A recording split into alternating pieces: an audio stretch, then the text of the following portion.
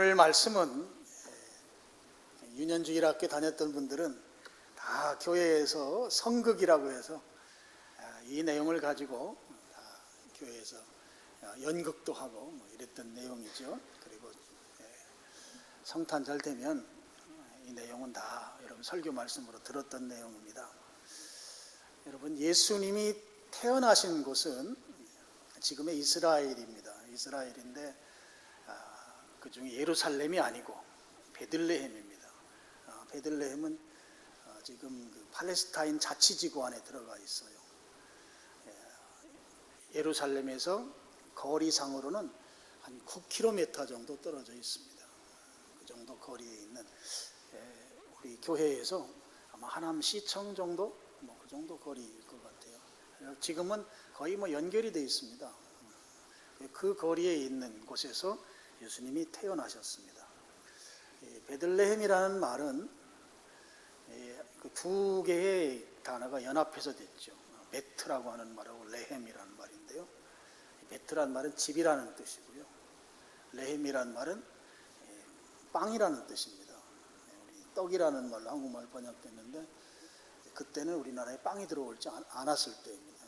그쪽 동네 사람들은 주식이 빵이기 때문에 아마 빵 굽는 집 이런 의미가 베들레헴의 그 의미일 것 같아요. 그러니까 아마 베들레헴에는 큰 빵 공장이 하나 있었지 않았을까 그렇게 생각이 들어집니다.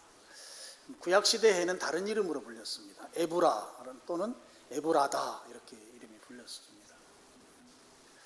예수님이 태어난 곳 출생지와 예수님의 고향은 다릅니다. 고향은 베들레헴에서 위쪽으로 약 150km 쭉 북쪽으로 올라가면 갈릴리 호수가 있고 그 갈릴리 호수에서 가까운 동네 나사렛이 고향입니다. 나사렛이 출신인 거죠. 그 양부죠. 양부인 요셉과 예수님을 출산한 마리아가 살던 마을이 이제 나사렛이죠. 나사렛이 예수님의 고향입니다. 근데 고향과 출생지가 다르잖아요. 거리상으로 약 한 150km면 우리 하남에서 저 대전 정도 되는 거리입니다. 오늘날에야 1시간 내지 2시간이면 가지만 당시로서는 며칠을 가야만 하는 그런 거리입니다. 그럼 어떻게 해서 예수님이 고향에서 태어나지 않으시고 베들레헴에서 태어나셨는가? 당시 이제 유대 나라는 로마 제국의 식민지 통치를 받고 있었습니다.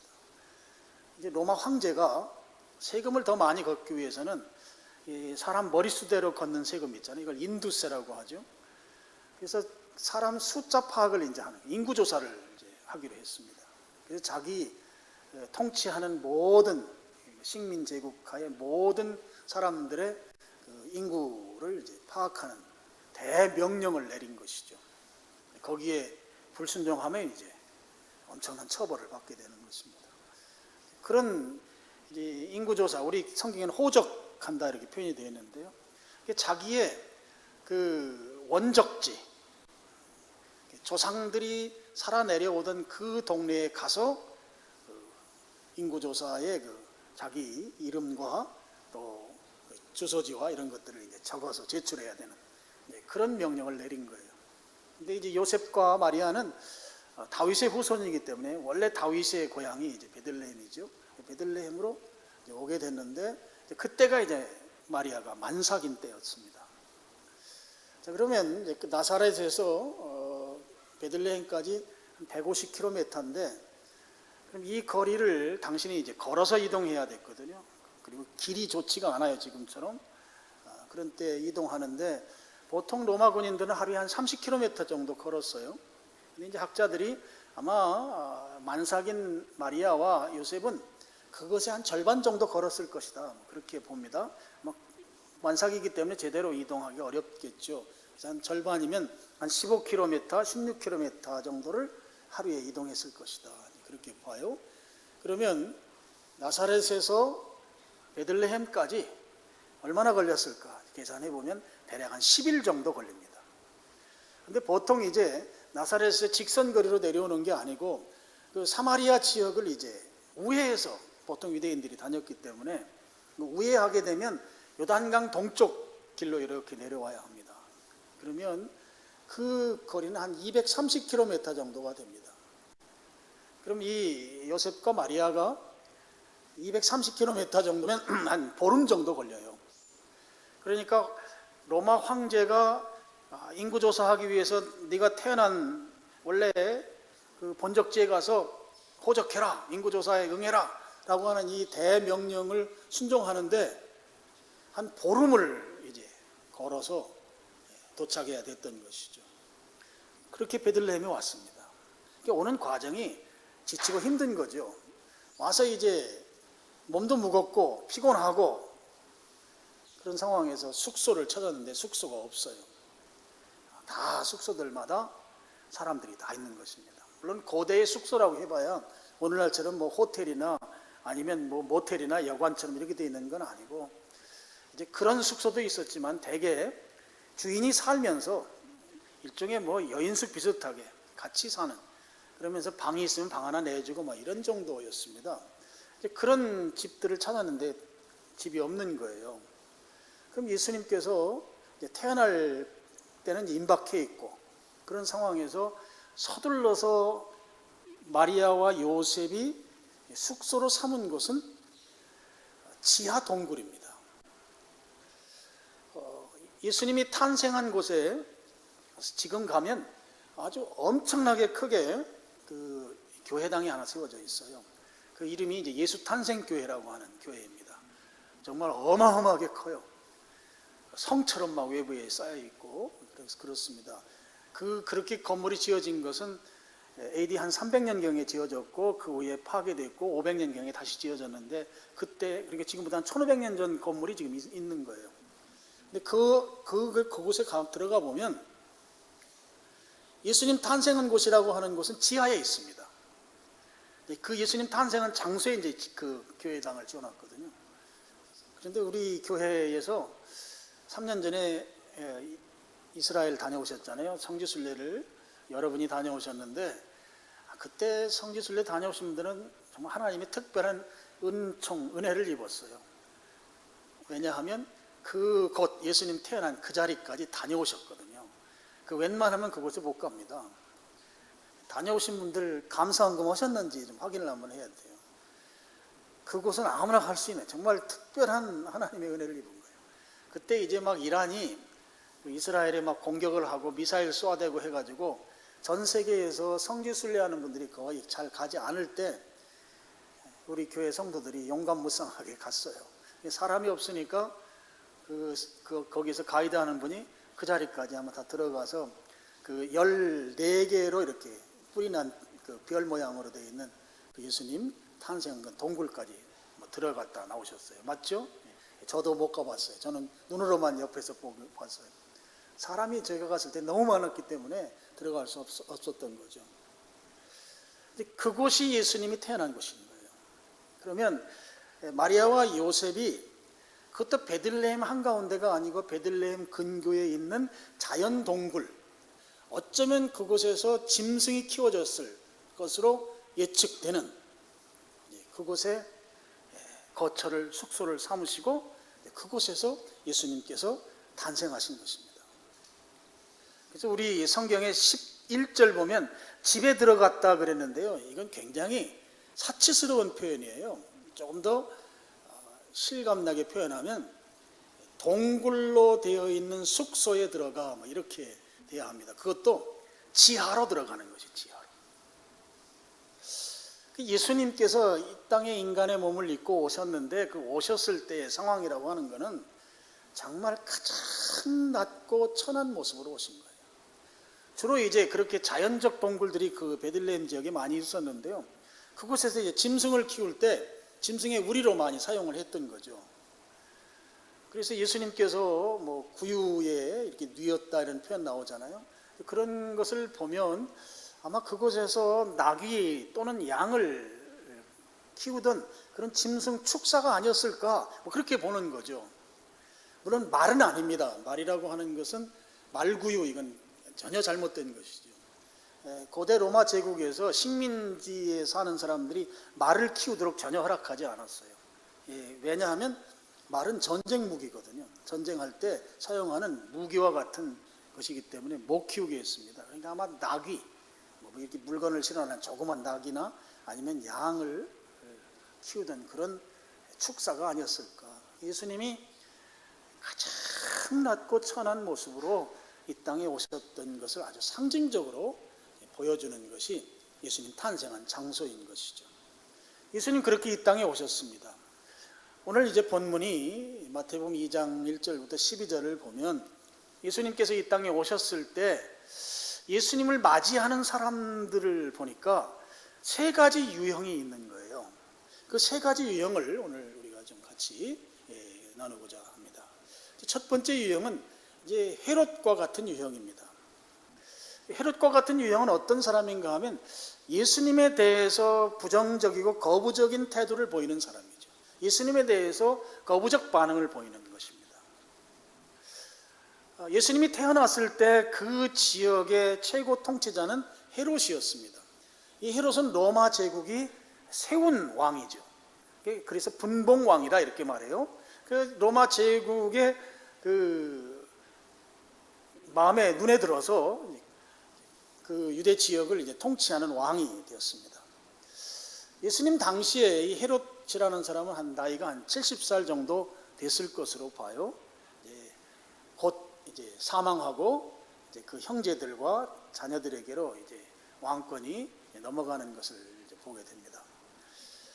근데 이 헤롯은 권력에 대한 그 집착, 그 자기가 그 왕의 권위를 유지하고자 하는 그 아주 굉장한 집착이 있었던 인물인 것을 우리가 알아야 합니다. 그 왕권, 권력에 대한 그 집착이 워낙 강했기 때문에 그는 이제 원래 출신이 유대인 출신이 아니에요. 에돔 출신입니다. 이두메 출신이라고도 해요.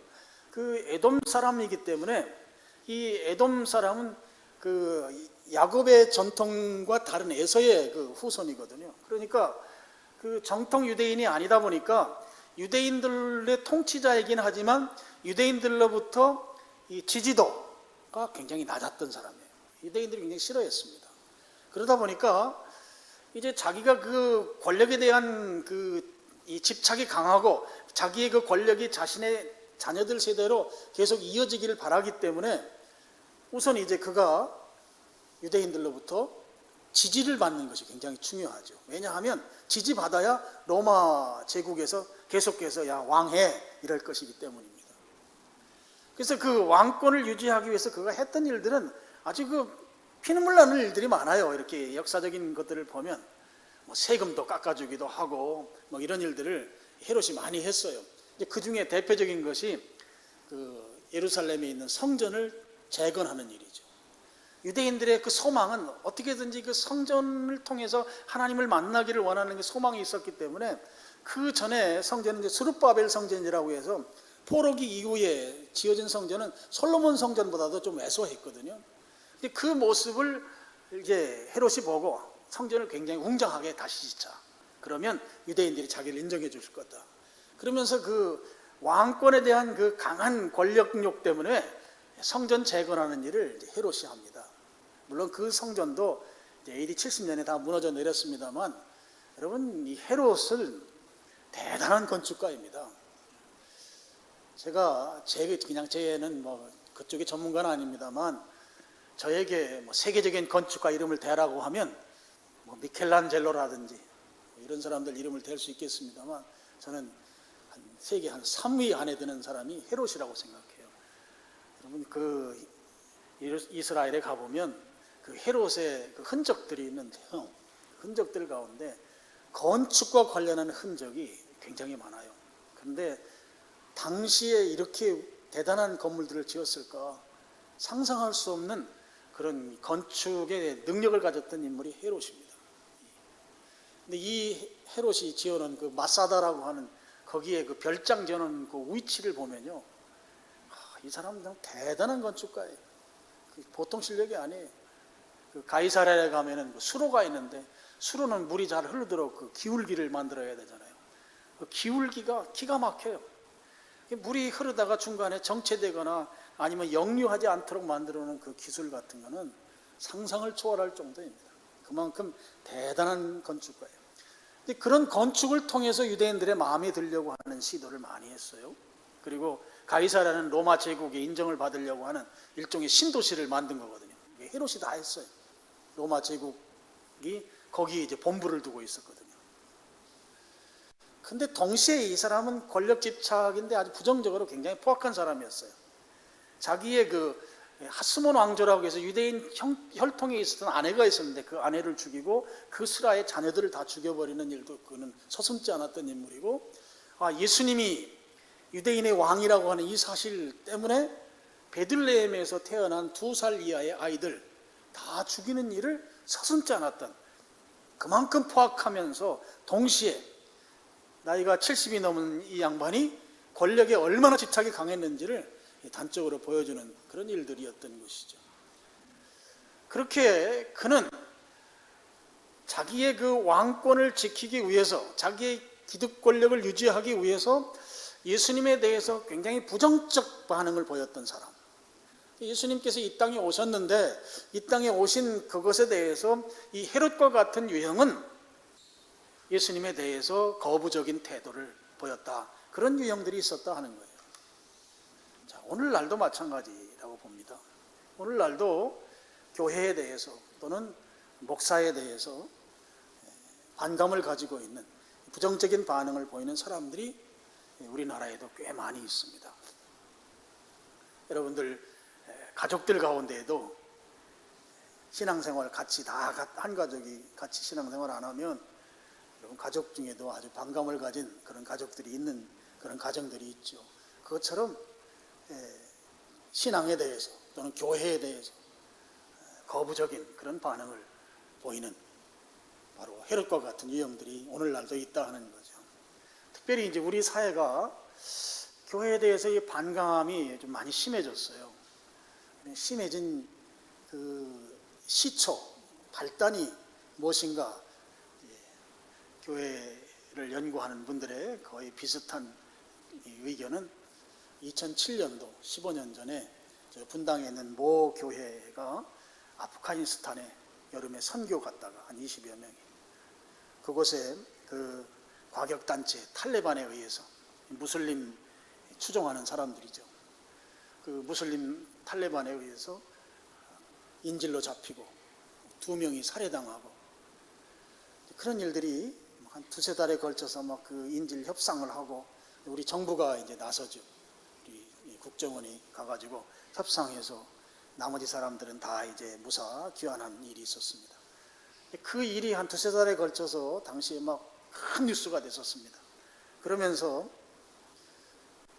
우리나라의 사람들이 세금으로 그 사람들 구해냈다고 하는 거, 그 나라가 여행 주의 국가인데 국가의 그 경고도 무시하고 갔다, 이런 이야기들을 막 하면서 굉장히 이제 안 좋은 말들이 많이 생겨났게 됐고, 이제 그때 비로소 안티 기독교 운동이라고 하잖아요. 그런 운동들이 막 시작이 됐습니다. 그러면서 교회에 대해서 또 목사에 대해서 부정적인 여론이 그 일을 계기로 해서 확산됐다 하는 것이 이제 우리나라의 지금 현재 좀 좋지 않게 생각하는 그런 교회에 대한 여론의 그 시초다, 그렇게 보고 있습니다. 저는 이제 그런 걸 보고 지금 오늘날도 이제 교회에 대해서 그렇게 좋지 않게 생각하고 또 목사에 대해서도 요즘 뭐 목사가 좋은 평가 잘 못 받잖아요. 그런 시대를 살면서 저도 목사이기 때문에 좀 죄송하고 늘 부족하기 때문에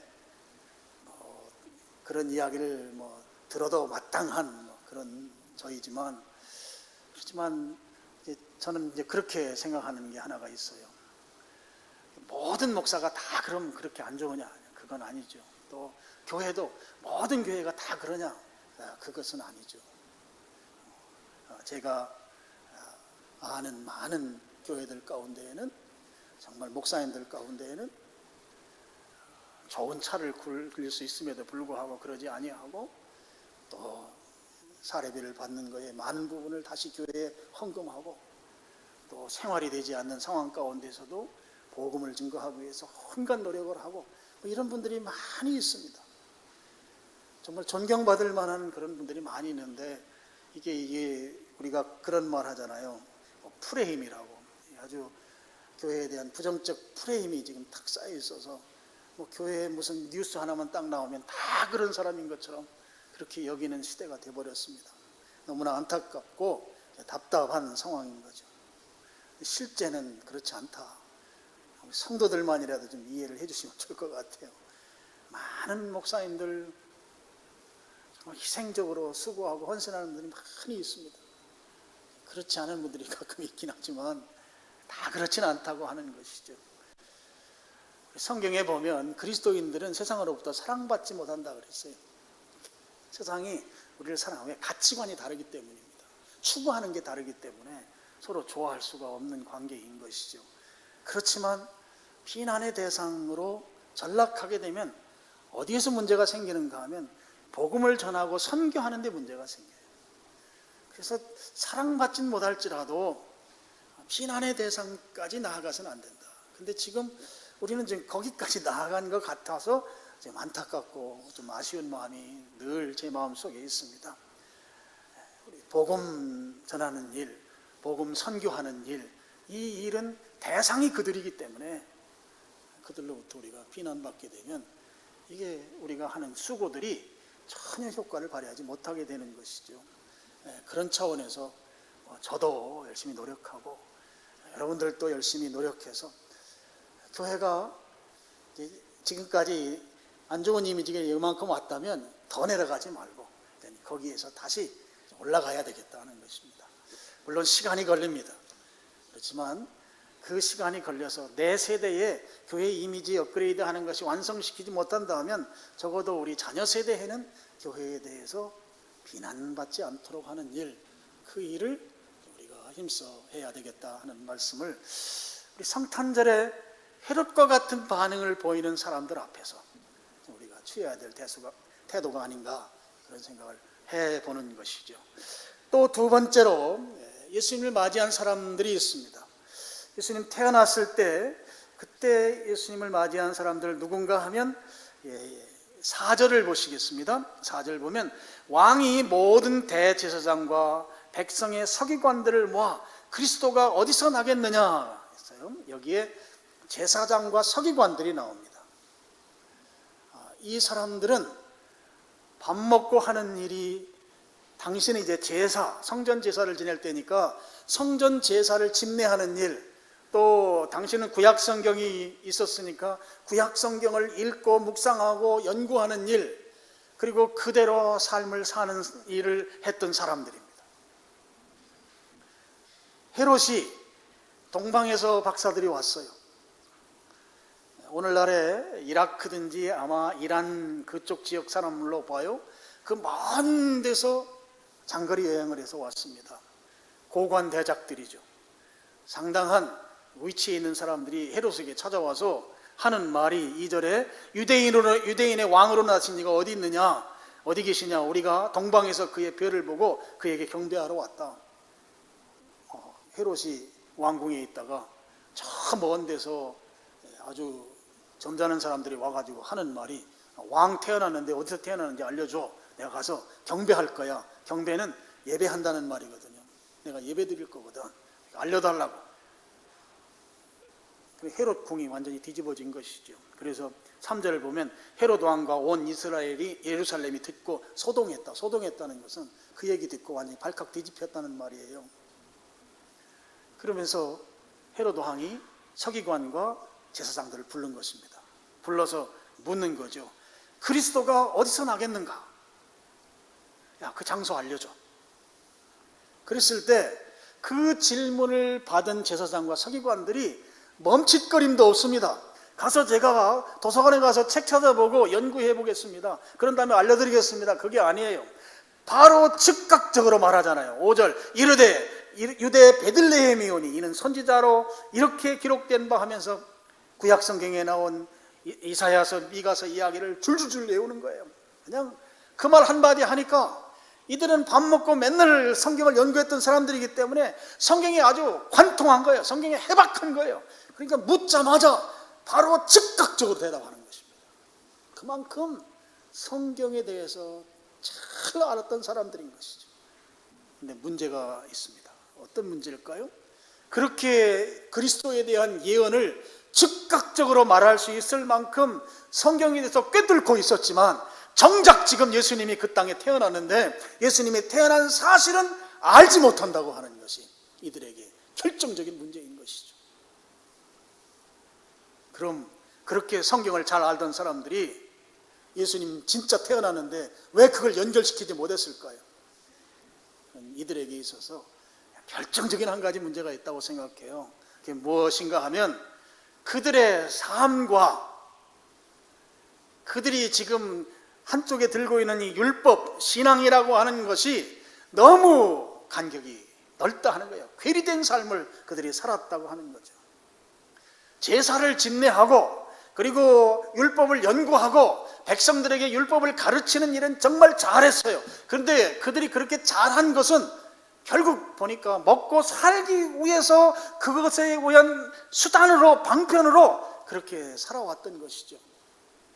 아는 건 기가 막히게 아는데 실제 예수님이 지금 그 땅에 태어났는데 그걸 모른단 말이에요. 여러분, 제사장과 서기관 하면 오늘날에 목사다 이렇게 해서 손가락을 목사 쪽으로 이렇게 가리키고 싶잖아요.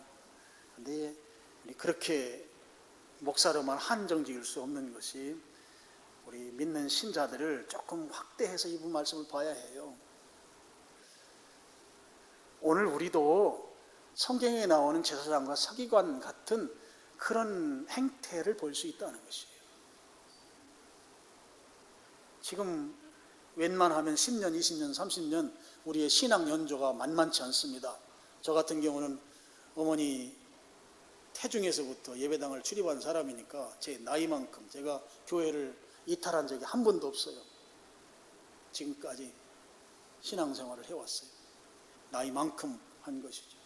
그러니까 교회에 대한 이 행습을 잘 알아요. 교회의 생리를 너무나 잘한다고요. 그래서 어떻게 헌금해야 되는지도 알고, 또 이런 절기가 되면 절기 때는 뭘 하는지도 알고 다 잘 알아요. 교회 생활에 익숙합니다. 익숙한데 그 익숙한 만큼 내 삶이 거기에 따라주지 못하면 서기관과 제사장 같은, 실제 예수님이 오셨는데도 불구하고 또 성경에 나와 있다는 것도 줄줄이 다 꿰고 있음에도 불구하고 그것을 알아차리지 못하는 그런 껍데기 신앙이 될 수 있다 하는 것이죠.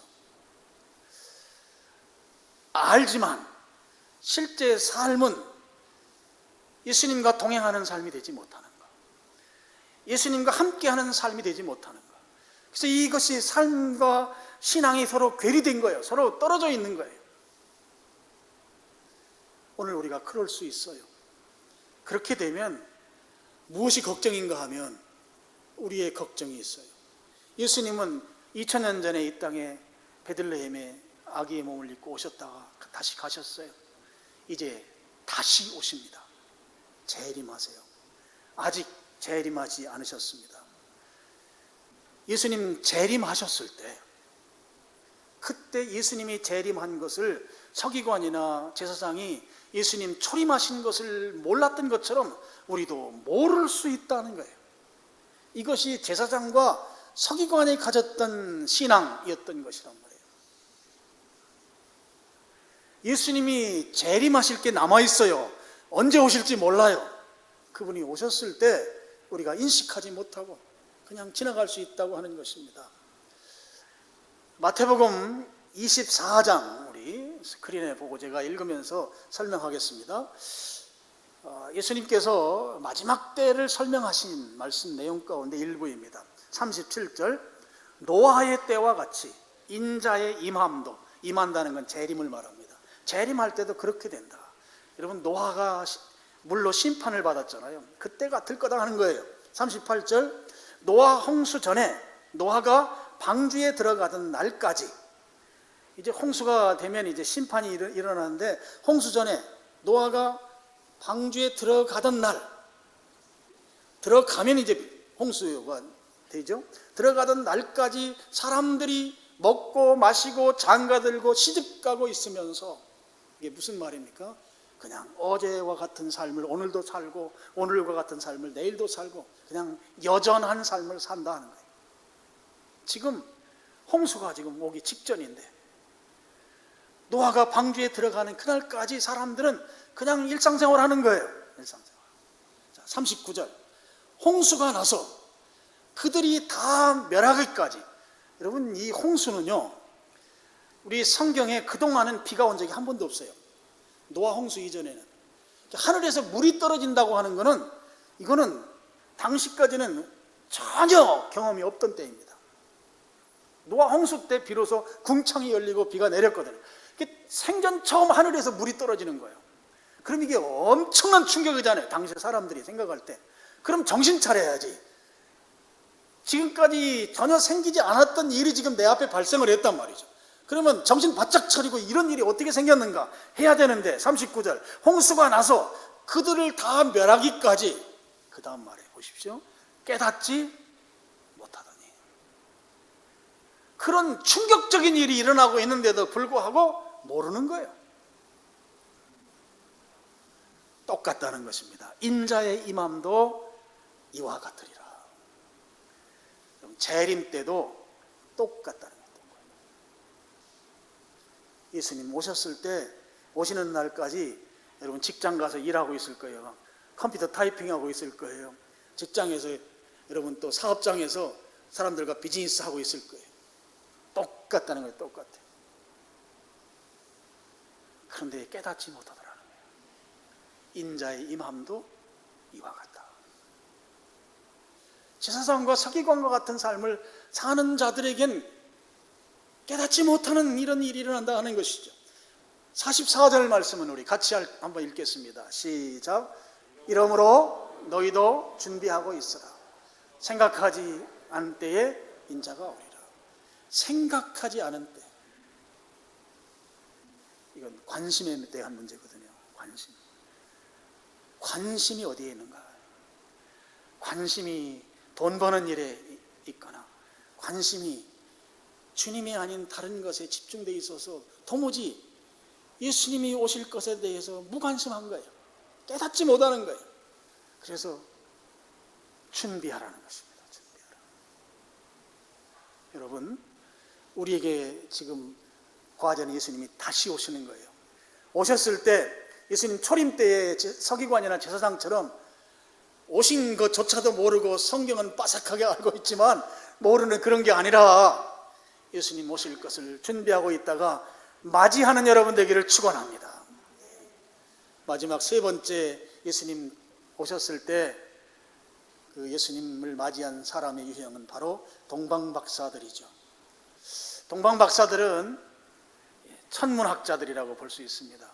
오늘날과 같은 그런 온전한 과학적 천문학자는 아니고 당시에 약간의 그 점성술이 포함된 천문학자들이죠. 그들이 이상한 별을 하나 발견했습니다. 그리고 그 별을 따라서 예루살렘을 거쳐서 베들레헴까지 왔죠.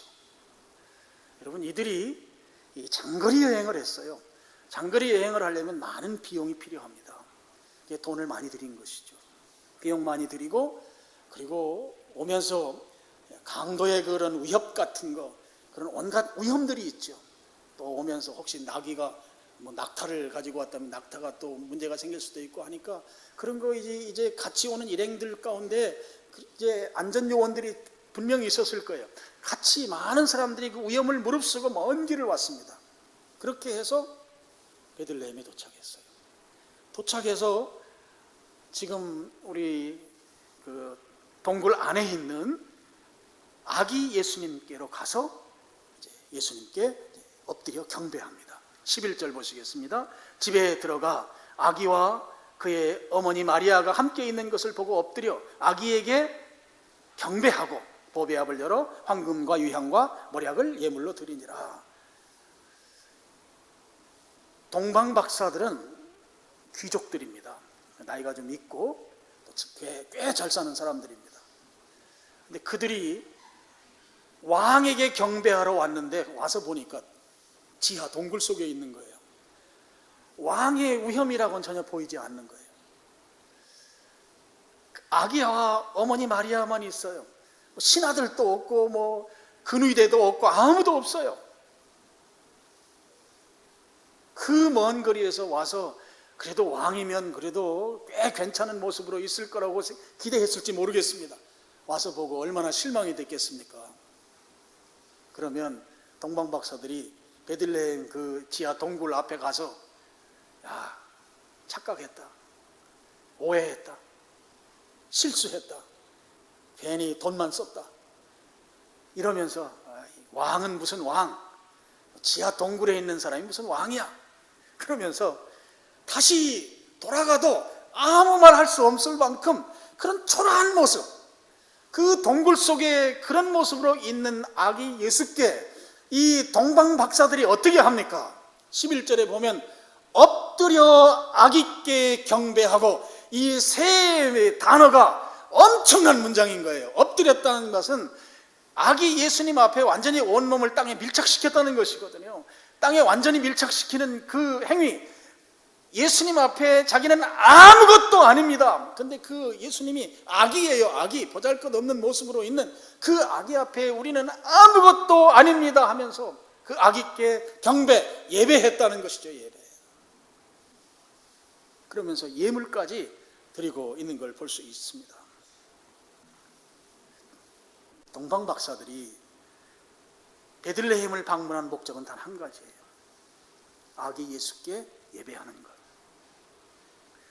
그들은 엄청난 위험을 무릅쓰고 많은 비용을 들이고 또 예물도 아주 값비싼 예물을 준비해서 그 초라한 장소에 있었던 그 예수님께 엎드려 우리는 아무것도 아니고 온전히 예배를 받으실 분은 예수님이십니다 하는 그 액션, 그 행동을 한 그 목적 하나를 위해서 그 엄청난 장거리 여행을 했다는 거예요. 여러분, 오늘 성탄절에 또 이 주일에 오늘 성경이 주는 메시지가 뭔가 하면, 오늘 성경은 동방박사를 주인공 삼아서 이야기를 기술해 가고 있어요.